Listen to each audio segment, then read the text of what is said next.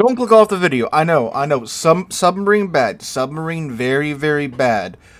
But you're gonna want to see this from what I've seen with the email that was sent in with this replay.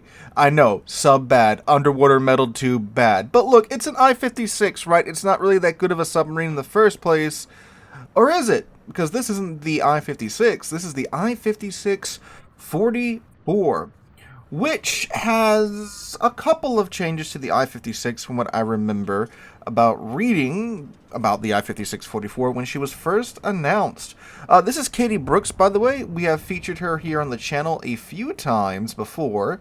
And from what I recall, her replays are pretty interesting. And again, with the bit of information that was included with this email, this is going to be a very interesting one indeed. So, I-56-44, what's the difference between this and the I-56? Well, from what I can see so far, the I-56-44 only has the, these are the guided torpedoes, only the acoustic homing torpedoes instead of the guided torpedoes or the homing torpedoes of the I-56. Looks like they do have a 15-kilometer range instead of, I believe on the I-56, they only have like a 6-kilometer range, and then the unguided torpedoes have the actual range. But the unguided, well, both the unguided and the guided torpedoes have a pretty fast reload time, as the I-56 doesn't have any stern torpedoes. That seems to be true here with the I-56-44. So, because the guided torpedoes on the normal I-56 have such a short range, and the unguided torpedoes have much more range and better reload, the way that you would normally play the I-56 was, basically a glorified submarine that could go underwater for a few minutes at a time, but it would, of course, well, kind of perish if it was ever caught, because the I-56 has only, like you can hear it here too, apparently they have a very short very short battery life here as well, and plus it only goes like 13 knots underwater, so it's very slow. Alright, so looks like she's got this Des Moines lined up, pops the ping on the Des Moines. This Des Moines going to beach here. Yeah, it doesn't really have too much room to maneuver, so it gets absolutely crushed there by the guided torpedoes. And that's Deb Strike. So, oh wait, does she have Yamamoto on here? I think she does. So she just got an additional bump to her charges there of +1. So it looks like there's a Lepanto here as well. Oh yeah, the I-56-44. What's the difference? So looks like the guided torpedo is a little bit spicier. They have like, what, a 25, 26k alpha with the build that she's got on it. Oh, now a 30k alpha thanks to the damage buff. This is an arms race, by the way. Looks like the I-56-44 has a reload booster for the main battery gun, which is interesting. That's another thing about the I-56. It does have a deck gun that the players can control. And I believe it was the first submarine to have a player-controlled deck gun, which is pretty cool. It fires sap at a ridiculous fire rate. There's the gear ASW. What's the main battery gun reload time look like here? Yeah, 2 seconds. Okay. That's pretty spicy as well. Okay, Lepanto. Oh, Lepanto's ASW actually gets shot down there. Look at that. Don't see that happening too much. There's the enemy submarine. Now, that's the other thing about the I-56, the base model, if you will. It does not have the ASW detection. What do they call this? Submarine surveillance? Yeah. Doesn't have submarine surveillance at all. They did give it to the 44 here, though, thankfully. Alright, so she popped her backup battery consumable, giving her a few more seconds underwater, which I don't think the I-56 has that either. And this is a tier 10 over the I-56, which is a tier 8, so yeah, there you go. That's one reason why she's able to get all these bonuses to the I-56. I'm sure there's some other changes here and there. I just don't have an I-56-44 to really sit down and compare it to in my port, so I'm not too familiar with the ship. But I do know that the handful of submarine players that I know, ooh, the Seal nukes the Valparaiso there. Can't super weight your hill out of that, buddy. But yeah, the handful of submarine players that I do know and do talk with do quite like the I-56-44. Looks like those torpedoes don't hit much anything. Running on the surface now, recharging that battery. Is she going to go seal clubbing here? She may. Situation. Red team's got a bit of an advantage. They have more buffs at the moment. Both teams are down one ship, the Des Moines that Katie here nuked, and then the Lepanto that we just saw getting nuked by the Seal. Alright, she was spotted there for a second. I'm assuming the SEAL spotted her at periscope range. Right, Zhao is sitting bow in. Very poor positioning for a Zhao. My god, look at those torpedoes go. I don't know why he's sitting there bow in. That's like the opposite of what you want to do in a Zhao, regardless of what you're coming up against. But he has been pinged here. Looks like those torpedoes are probably going to slam into the island. Up there goes the Hawaii, the enemy Hawaii. Nope, the torpedoes make it around the corner. Nope, yep. All but one smack into the island. If the Zhao can maneuver a little bit, he'll be alright. There goes the enemy gear as well. There's the SEAL, who also has a deck gun too. One torpedo does impact the Hawaii on the nose, almost killing it there. Okay, so the SEAL was spotted there quite briefly. Katie is pretty much by herself over here, which is very bad, as you have the Zhao and the Lepanto and the Seattle seemingly a lot closer than her, well, Tulsa and Hawaii, so obviously they can just spam the airstrikes in her general direction, which isn't very good for long-term survivability of your submarine. Pretty close game so far, though. Obviously, with both teams having a pretty... Oh, there we go. Hello, Mr. SEAL. Alright, so let's see how this is going to go for Katie here. SEAL is charging her head on, trying to get within that 3-kilometer arming range for the torpedoes. I mean, even if she does, which looks like she will get the torpedoes off here, they're only going to do menial damage. Although, I mean, they do have like a 27k alpha, or a 30k alpha now with the boost. But I don't think it's gonna hurt the SEAL for sure, but it's not gonna kill it. Yep, 4 torpedo hits. Looks like he managed to dodge the others. Katie is surfacing now at the moment. Healthy amount of airstrikes coming in there. There he is. Down to 60 meters. Now here come all the airstrikes, as the SEAL did push up into Katie's team. He might get away with it. Look at this. This is beautiful, isn't it, boys? We're about to watch a submarine perish here. That's the thing about submarines, though, man. Like, you get caught in the wrong place, which is, within more than, like, 1 or 2 ships ASW range, you're going to get absolutely pummeled, which is why most submarines don't really make it too far into the match. But that is a dead SEAL now. So now with that gone, Katie does have a little bit more flexibility over here with where she can go. Oh, there's a Lepanto, who's pushing up now. Okay, looks like she's going to wait for these torpedoes to round the corner of this island.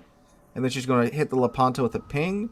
I think he just popped damage con there thanks to the Hawaii starting a fire on the ship. Looks like the torpedoes, however, of course, have passed that 2-kilometer arming range. I'm sorry, that 2-kilometer homing range, so they are not homing. AA from the friendly team taking out a good amount of the ASW aircraft. And looks like the depth charge that did get out was not within its blast radius of Katie. Alright, so this should be a pretty good hit here on the Lepanto.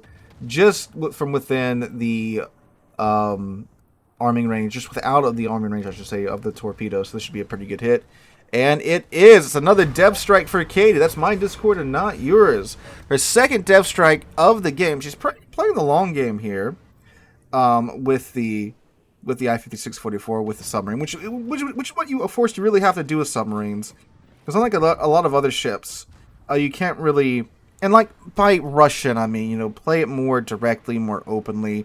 You have to be very methodical with your positioning and, picking and choosing your fights, which is why submarines are fairly difficult to play. And I know that's probably an unpopular take, but like, go try to play one right now and see what happens, You really gotta know what you're doing. Which is why, the scale of submarine interactions is it varies so much.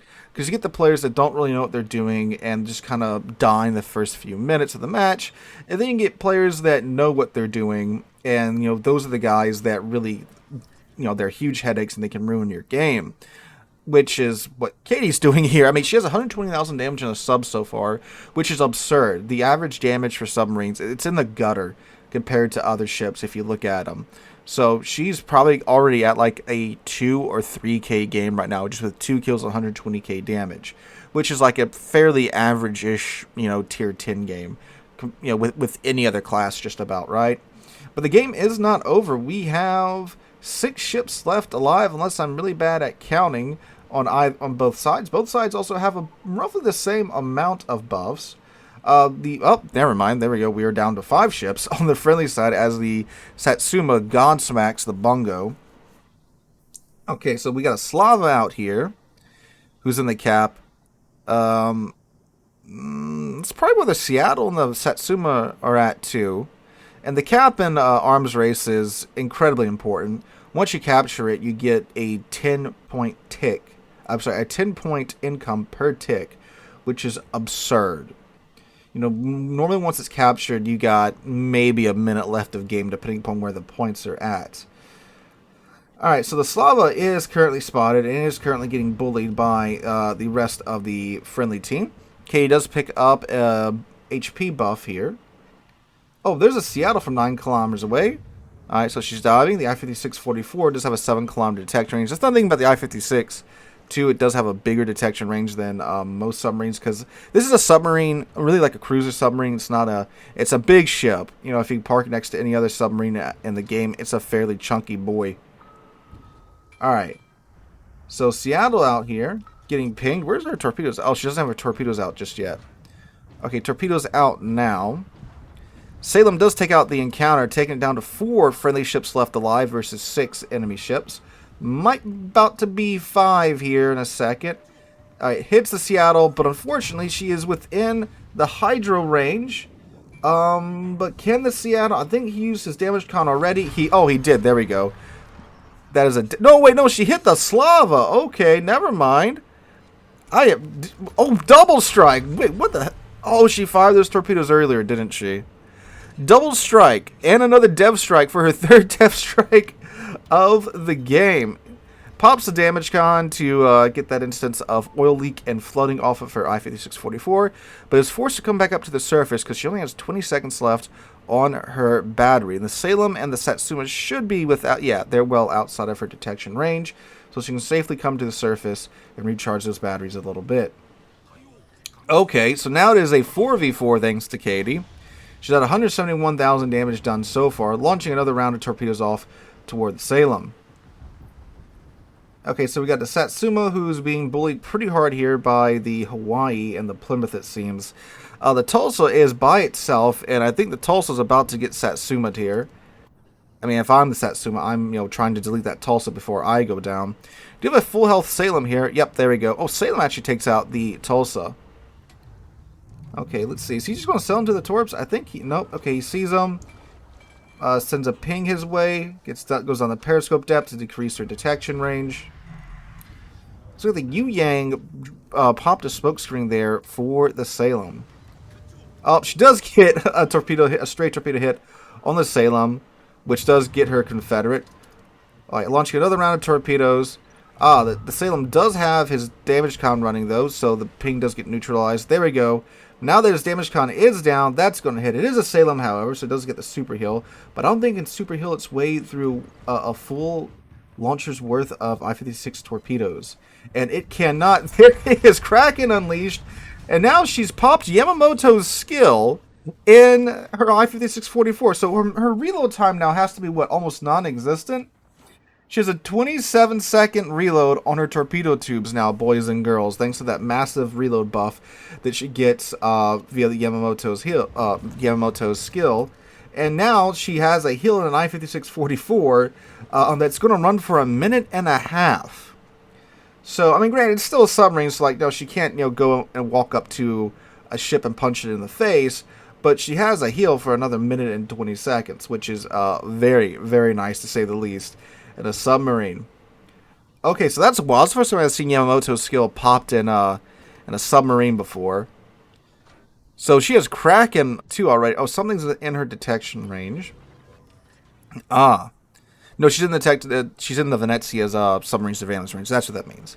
Again, I haven't played submarines in a minute, so I'm not up to date with all the mechanics per se. All right, so we know the Yu Yang is fairly close. Venezia's in the cap. Plymouth can get bullied by Venezia Sat pretty hard. The Hawaii, though, he's about to have the time of his life because he can use his Atlanta firing mode instead of his Austin firing mode. There is the Venezia. Good call on Katie with her diving. And ping out. Ping out. Venezia's a little preoccupied, of course, dealing with Hawaii and a Plymouth in his face. And this looks like a dead Venezia, right? No, because a couple of torpedoes didn't launch within that 3-kilometer arming range, so the Venezia is still alive for the time being. But the Hawaii takes it out, and the Plymouth gets bullied by the Venezia's torpedoes there at the end. 256,000 damage done, boys. In a submarine, this is going to be a lot of base XP. I can tell you that much. This is a very close game, too. I mean, she has 5 kills, and they're down to the last 2 ships, and it's coming down to the last ship on the enemy side as well, with the Yu Yang. Oh, speaking of the Yu Yang, hello, Mr. Yu Yang. And up, too close for missiles, switching the guns. Oh, it fires HE instead of SAP. Look at that. Oh, my God. Main battery reload booster is going, though, and... Oh, that's beautiful. That is kill number 6, boys and girls. I thought that was going to be the only consumable we didn't see her use this match. Oh my God, that's crazy. That's insane. This is the base XP here, because the submarine base XP is so inflated because, again, how little impact submarines have in the match. I'm going to say it's going to start with, dare I say, a 5. For 262,000 damage done, 6 ships sunk, and you got a couple of defended ribbons and a buff pickup. No camps, though, so that... I'm going to say it's going to start with a 5. I think this is a 5k base XP game. And it's... Ooh, 2 XP away from a 5k base XP game. Holy crap, boys and girls. That is ridiculous. That goes to show you how little of an impact submarines have in game, that their XP is that inflated. Like, don't get me wrong, this was a very good game. This is a great game, amazing game by Katie. But like, if this was in like this Hawaii right here, it would be like, it'd be like a 3,500 base XP game. But probably not a 4k, almost 5k base XP game here. But yes, definitely one of the most interesting submarine replays we've had here on the channel in quite some time. Thank you guys for sticking around and actually watching, because again, I know submarine bad, but like, it was a good game, right? And I-5644, what a machine. I might have to look into eventually picking one up. But anyway, guys, if you enjoyed this video, make sure you drop a like, leave a comment, subscribe to the channel for more. And I hope you guys have a wonderful Thursday. Oh, also, if you do have, of course, an amazing replay like this, feel free to send it in to the link in the description down below. Hope you guys have a great Thursday, great rest of your week. Hope to catch you guys in the next one.